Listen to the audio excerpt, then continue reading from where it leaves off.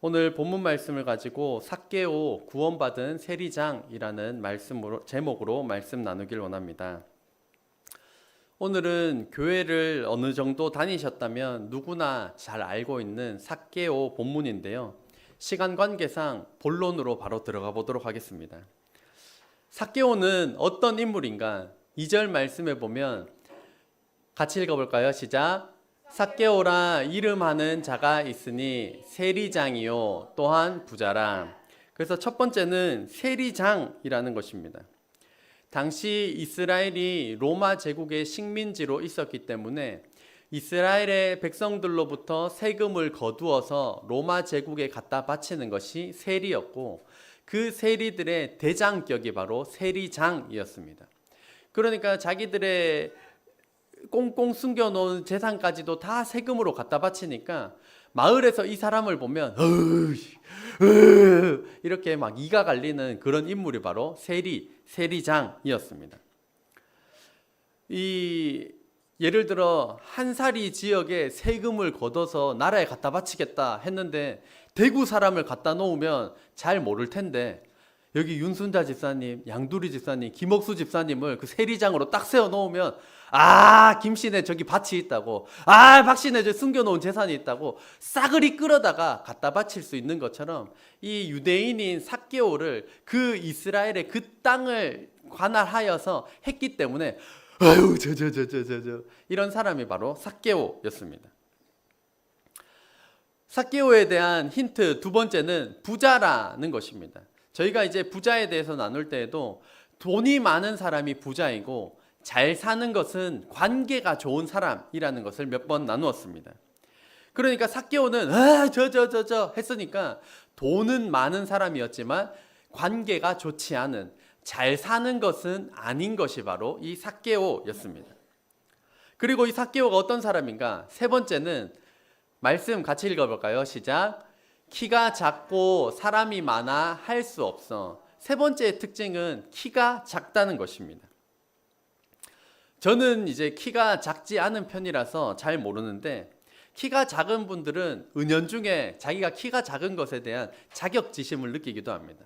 그래서 지금은 잘 모르겠는데 좀 옛날만 하더라도 키높이 깔창 1cm, 3cm, 심지어 5cm 이런 거 넣고 다니는 분들도 있었고, 그런 거 신고 가면 신발 벗는데 난 안 간다 이런 사람도 있었습니다. 그거 벗으면 가자 이렇게 있다가 툭 내려와야 되니까 그거 싫어서 안 가는 사람도 있었습니다. 그러니까 아마 삭개오도 작은 키였기 때문에 언제나 이 자격지심을 느끼면서 이 자존감이 낮은 사람이었을 것입니다. 그런 그가 3절 말씀 같이 읽겠습니다. 그가 예수께서 어떠한 사람인가 하여 보고자 하되. 이 예수님에 대한 소문을 이 삭개오가 들은 것입니다. 듣자 하니까 죽은 나사로를 살리셨다, 물 위를 걸으셨다, 불가능한 일을 행하신다, 막 그런 일을 들었습니다. 그러니까 예수님에 대한 호기심이 생겼지만 아직은 예수님을 직접 만나 뵌 적은 없었던 상태입니다. 그런 그가 사는 곳에 예수님께서 찾아오신 것입니다. 예수님이 오셨는데 4절 말씀 같이 읽겠습니다. 앞으로 달려가서 보기 위하여 돌 무화과 나무에 올라가니 이는 예수께서 그리로 지나가시게 되밀어라. 아멘. 이 삭개오는 대단히 열정적인 사람이었던 것 같습니다. 나이가 들면 달리는 일을 잘 하지 않잖아요. 그런데도 삭개오는 궁금해서 예수님 보고 싶어서 막 달려갔습니다. 게다가 더 놀라운 것은 나무에 올라갔다는 것입니다. 최근에 나무 타보신 적 있으십니까? 사다리를 놓지 않는 이상 웬만한 사람도 나무에 올라갈 수가 없는데, 삭개오는 우리가 생각할 때는 키 작고 뚱뚱해서 이런 사람일 것 같은데 이 사람은 나무에 못 올라갈 겁니다. 아마 굉장히 다부진 체격이 아니었을까, 힘이 센 사람이었을 것입니다. 그러니까 나무를 붙잡고 올라가가지고 예수님이 계신 곳에 올라가서 보고 있었던 것입니다. 그때 5절 말씀 같이 읽겠습니다. 예수께서 그곳에 이르사 쳐다보시고 이르시되 삭개오야 속히 내려오라. 내가 오늘 내 집에 유하여야 하겠다 하시니. 아멘. 이 삭개오는 예수님에 대한 소문은 들었지만 만나 뵌 적은 없는, 예수님과 삭개오는 처음 보는 초면이었습니다. 그런데 예수님께서는 삭개오를 보자마자 삭개오의 이름을 부르셨습니다. 오늘 본문을 통하여 우리에게 주시는 말씀, 첫째, 같이 읽겠습니다. 예수님은 저와 여러분의 이름을 부르십니다. 삭개오를 직접 만난 적은 없지만 전지하신 주님, 모든 것을 아시는 예수님께서는 삭개오를 보고 만난 적이 없었지만 언제나 늘 알고 있었던 것처럼 삭개오의 이름을 부르셨습니다. 마찬가지로 예수님께서는 현대를 살아가는 저와 여러분의 이름을 알고 또한 기억하시고 불러주시는 분이십니다. 빨간색 글자 삭개오라고 되어 있는데요. 여기에 자기 이름을 넣어서 한번 읽어보도록 하겠습니다. 시작. 남주연아 속히 내려오라. 내가 오늘 내 집에 유하여야 하겠다. 예수님께서는 저와 여러분의 이름을 알고 기억하시고 불러주십니다. 저희 집사람이 그 축구선수 손흥민하고 축구선수 이강인하고 친구입니다. 이 친구라는 뜻은 서로를 잘 안다라는 뜻이라기보다는 SNS 상으로 이제 그 사람에 대한 소식을 내가 팔로잉 한다 이런 뜻인데, 뭐 딱 하고 보면 친구라는 단어는 좀 그렇지만 어쨌든 그 소식을 받아봅니다. 다만 내 쪽에서는 그쪽의 소식도 받아보고 그쪽의 이름도 알고 그쪽의 얼굴도 알지만 저쪽은 내 이름도 모르고 내 얼굴도 모르고 내 존재를 알지 못한다는 그런 단점은 있습니다. 그런데 만약에 손흥민 선수가 제 이름도 알고 저와 관계도 맺고 나랑 친한 관계다, 그러면 저도 어떻게 해서든지 그 손흥민 이야기 꺼내가지고 내랑 친한 사이라고 막 그런 이야기를 하고 싶을 것입니다. 하물며 온 우주 만물을 창조하신 하나님께서 저와 여러분의 이름을 알고 기억하고 불러주신다는 것, 이것이 손흥민이 나를 기억하는 것보다 더 감격하시기를 주의 이름으로 축복합니다. 마틴 루터는 하나님 앞에 나는 구더기 부대자루 같은 존재입니다. 그런데 왜 나를 구원해 주셨습니까? 왜 나를 위하여 십자가에 달리셨습니까? 그 큰 은혜를 경험하였던 것처럼 삭개오의 이름을 부르시며 저와 여러분의 이름을 알고 기억하시고 불러주시는 그 주님의 사랑을 깊이 경험하는 저와 여러분 되시기를 주의 이름으로 축복합니다.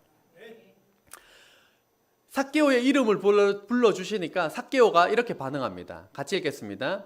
급히 내려와 즐거워하며 영접하거늘. 얼마나 즐거웠던지 나무에 이렇게 타 있다가 삭개오야 막 급하게 내려와서 주님을 맞이하고 자기 집으로 영접을 하였습니다. 예수님과 그 무리들을 다 함께 자기 집에 초대하여 들어가니까 이런 일이 벌어집니다. 7절 같이 읽겠습니다. 뭇 사람이 보고 수군거려 이르되 저가 죄인의 집에 유하러 들어갔도다 하더라. 이 오늘 본문에는 참 다양한 여러 가지가 등장하는데 그 중에 먼저는 이해할 수 없는 예수님의 선택입니다. 그 지역에는 사회에 저명한 인사도 있었을 것입니다. 선한 사업을 많이 한 사람도 있었을 것입니다. 덕망 있고 인지도 있는 그런 사람도 있었는데 왜 예수님께서는 마을 사람들이 왜 그 사람을 선택하여서 그 집에 들어갔냐 하는 점입니다. 저 훌륭한 사람 있고 이 마을을 위하여 얼마나 훌륭한 일을 한 사람이 있는데 그런 사람들 다 제쳐두고 저놈 그 사람을 선택하여서 그 사람의 이름을 부르시고 그 사람 집에 들어가셨다는 것입니다. 왜 예수님께서 삭개오를 선택하셨을까요? 삭개오가 잘생기고 멋져서인가요? 아무리고 잘생기고 멋져도 키가 엄청 작으면 그렇게 멋지지는 않을 것입니다. 사회적으로 덕망이 있었습니까? 아닙니다. 엄청 욕먹는 하는 그런 사람이었습니다. 그런데 왜 예수님은 삭개오를 선택하셨을까요? 오늘 이 말씀이 큰 힌트를 제공하고 있습니다. 10절 같이 읽겠습니다. 인자가 온 것은 잃어버린 자를 찾아 구원하려 함이니라. 아멘. 예수님께서 이 땅에 오셨던 것은 잃어버린 자를 찾아서 구원하기 위하여 오셨기 때문에 잃어버린 자인, 사회적으로 덕망 있는 선한 일을 많이 한 그 사람이 아니라 잃어버린 자, 말 많이 듣는 자, 그 사람을 예수님께서 의도적으로 선택하셨고 그 사람을 구원하셨다는 것입니다. 그렇다면 저와 여러분은 왜 예수님께 선택받았고 구원을 받으셨습니까? 외모가 뛰어나신가요? 돈이 많으신가요? 인품이 훌륭해서인가요? 마틴 루터의 고백과 같이 나는 구더기 부대자루 같은 존재입니다. 그렇게 별 볼 일 없는, 볼품 없는 그런 미물에 불과한 존재이지만 하나님의 주권적인 선택으로 저와 여러분은 구원받았습니다. 할렐루야. 그것은 나의 공로, 나의 의, 나의 능력으로서가 아니라 예수님께서 선택을 하셨고 예수님께서 십자가에 달려 돌아가신 그분의 공로로 인하여서 하나님의 주권적인 선택으로 저와 여러분을 선택하셨고 구원받은 것입니다. 사망에서 생명으로 옮겨졌고 영원한 지옥에서 영원한 천국으로 옮겨졌습니다. 이 은혜에, 이 구원의 은혜에 늘 감사드리는 저와 여러분 되시기를 주의 이름으로 축복합니다. 7절 말씀 다시 보면 뭇 사람이 보고 수군거려 이르되 저가 죄인의 집에 유하러 들어갔도다 하더라. 예수님께서 죄인의 집에 들어가셨는데 이 한사리 마을에도 지나가시다가 혹시 저 죄인의 집, 저 죄인의 집 하는 그런 집이 있을까요? 그렇게 하려고 하면 얼마나 나쁜 짓을 많이 해야 지나가면서 저 죄인의 집, 마을 동네 사람들이 맨날 일어나서 그 집 사람 볼 때마다 그 집 지나갈 때마다 저 죄인의 집, 저 죄인의 집 했던 그 집이 삭개오의 집이었습니다. 삭개오는 얼마나 눈치가 보였을까요? 지나가기만 하면 사람들이 그 권력 때문에 앞에서도 아이고 인사하고 딱 일어서면서 이러는 막 뒤 따면 뒤가 막 언제나 통수가 따가운 그런 인생을 살았습니다. 막 담벼락에 막 이렇게 글자가 적혀 있었을지도 모를 일입니다. 뭐만 하면 죄인의 집, 뭐만 하면 죄인이라는 꼬리표가 늘 따라 붙었던 인생이 삭개오였습니다. 저와 여러분에게는 어떤 꼬리표가 있으신가요? 요즘 사회에는 낙인이나 비난에 담긴 단어를 피하고 중립적으로 보이게 바꾼 단어가 여러 가지가 있는데요. 그래서 장애인이라고 지칭을 할 때에는 그 반대말로 일반인이라고 하지 않고 비장애인, 장애가 없는 사람, 장애가 있는 사람 이렇게 표현하기도 합니다. 장애인과 일반인 하면 일반인이 되게 우월한 것처럼 느껴지는데 그러한 의미들을 중립적으로 만드는 것입니다.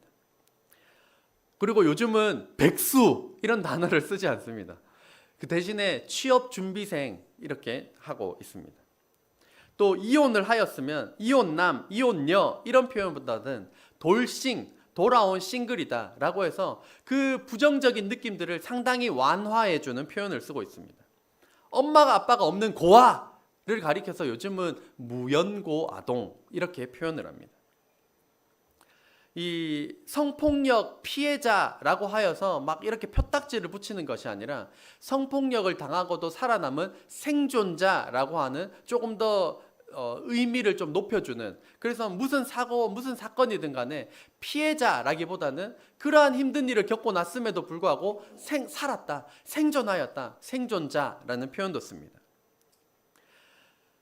결혼하지 않고 혹은 이혼을 하여서 한 명이 자녀를 키우면 미혼모, 미혼부 이런 표현을 썼지만 지금은 한부모 가정이라는 표현을 씁니다. 노인이라고 하지 않고 시니어, 어르신 이런 표현들도 쓰고 있습니다. 저와 여러분에게는 어떠한 꼬리표가 있고 교회 안에서 우리는 어떤 꼬리표를 달고 있습니까? 교회도 정죄가 아니라 틀에 가둬들이는 표현이 아니라 세워주는 것으로, 인정하는 것으로 아픔에 공감하고 일어설 수 있도록 도와주는 곳이 교회가 되어야 할 것입니다.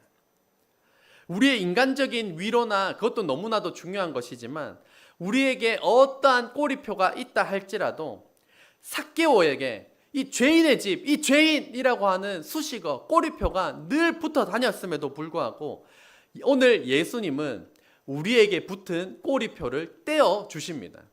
9절 말씀 같이 읽겠습니다. 예수께서 이르시되 오늘 구원이 이 집에 이르렀으니 이 사람도 아브라함의 자손이미로다. 아멘. 그러니까 우리는 아브라함의 자손, 너는 죄인의 집, 맨날 구별짓고 맨날 뒷손가락질하고 맨날 그렇게 했었는데 예수님께서는 이 모든 꼬리표를 다 제거하시고 이 사람도 아브라함의 자손이다. 다른 말로는 이 사람도 너희와 똑같은 하나님의 자녀다 라고 꼬리표를 떼어 주신 것입니다. 저와 여러분을 규정하는 정체성은 무엇입니까?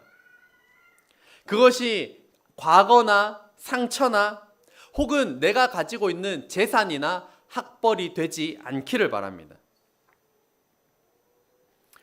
저도 부끄러운 과거를 가지고 있습니다. 음란물을 보거나 게임에 과도하게 빠져 살았던 저의 부끄러운 과거가 있습니다. 그런데 그런 꼬리표를 다 떼어주시고 오늘날 이렇게 하나님의 은혜 가운데 살아갈 수 있게 하신 것은 나의 능력이 아니라 전적인 하나님의 은혜입니다.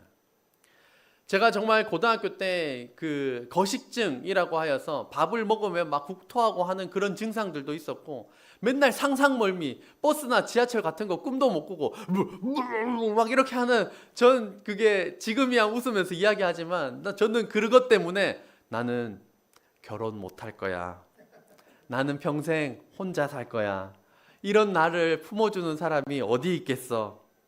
그래서 그때 저의 고뇌를 담은, 저희 때는 미니 홈피거든요. 싸이월드 미니 홈피. 제 일기장에 그렇게 적었습니다. 나도 내가 싫다. 정말 내가 싫다. 막 이런 것들 제가 적어놨습니다.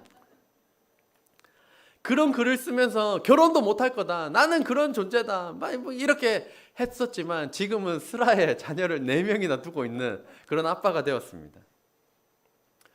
저와 여러분을 옥죄는 것은 무엇입니까? 하나님께서 저와 여러분에게 주시는 정체성은 무엇입니까? 9절 한 번 더 읽겠습니다. 시작. 예수께서 이르시되 오늘 구원이 이 집에 이르렀으니 이 사람도 아브라함의 자손이미로다.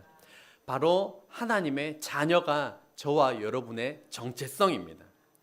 외모가 여러분을 규정하지 못하게 하시고 가진 것이 우리의 정체성이 되지 아니하도록, 우리의 과거와 상처와 아픔들, 그것이 나를 규정하지 못하도록, 그 모든 꼬리표가 나에게 덕지 붙어 있다 할지라도 우리가 예수님을 믿기만 하면 너는 아브라함의 자손이다, 너는 하나님의 자녀다 라고 하는 하나님께서 붙여주시는 이 정체성을 저와 여러분의 정체성 삼으시기를 주의 이름으로 축복합니다.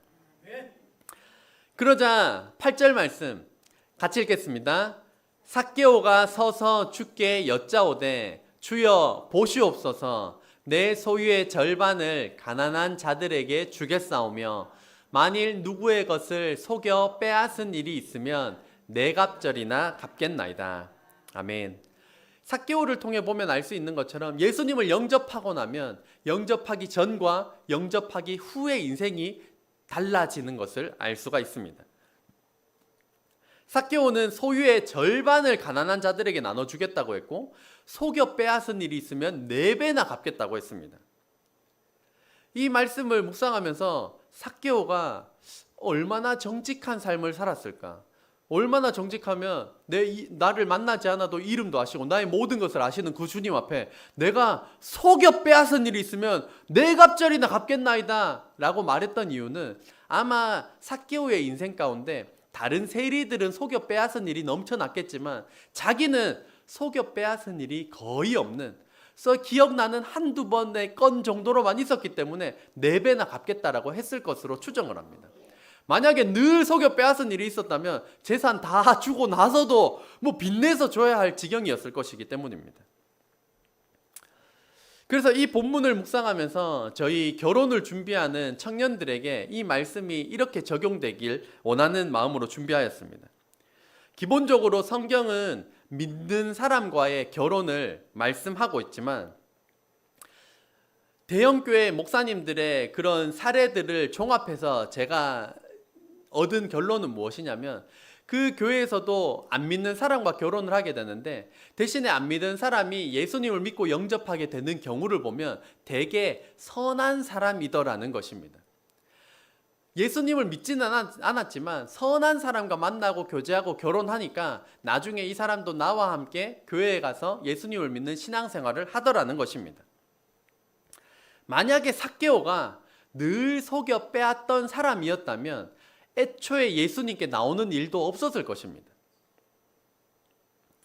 하지만 정직하게 살아온 삭개오였기 때문에 속여 빼앗은 적이 거의 없었기 때문에 주님 앞에서 내가 4배나 갚겠다고 이야기했던 것이고 그렇게 정직하고 선한 사람이었기 때문에 예수님을 영접하게 된 것입니다.